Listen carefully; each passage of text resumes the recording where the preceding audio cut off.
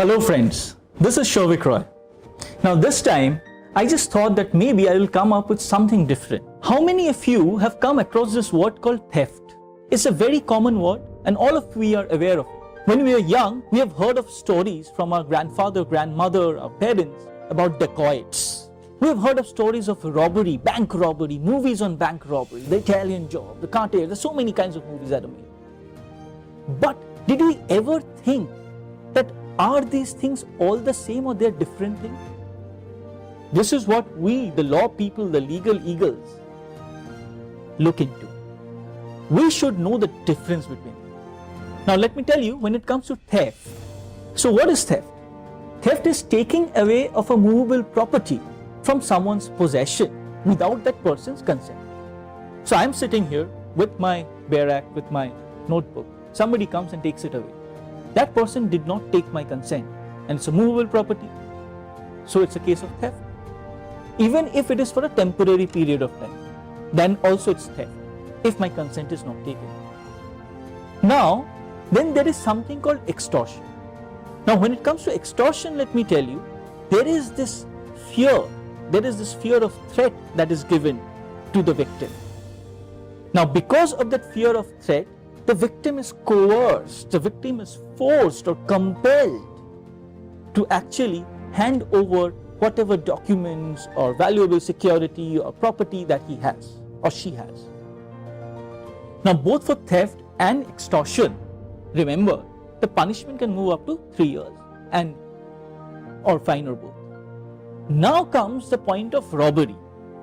Now robbery is not theft per se, as we see often in newspapers and all.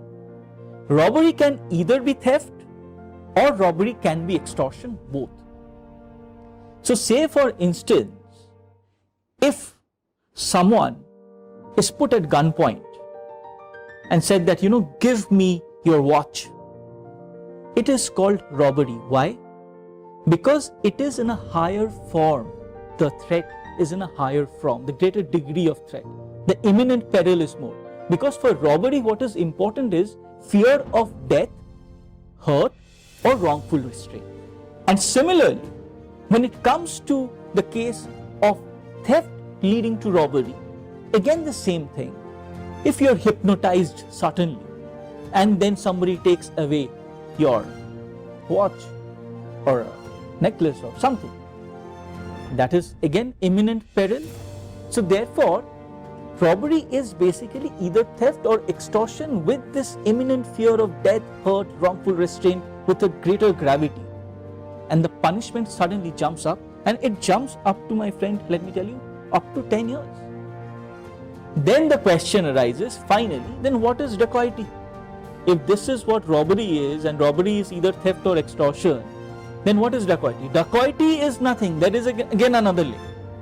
Dacoity is robbery done by 5 or more people. Full stop.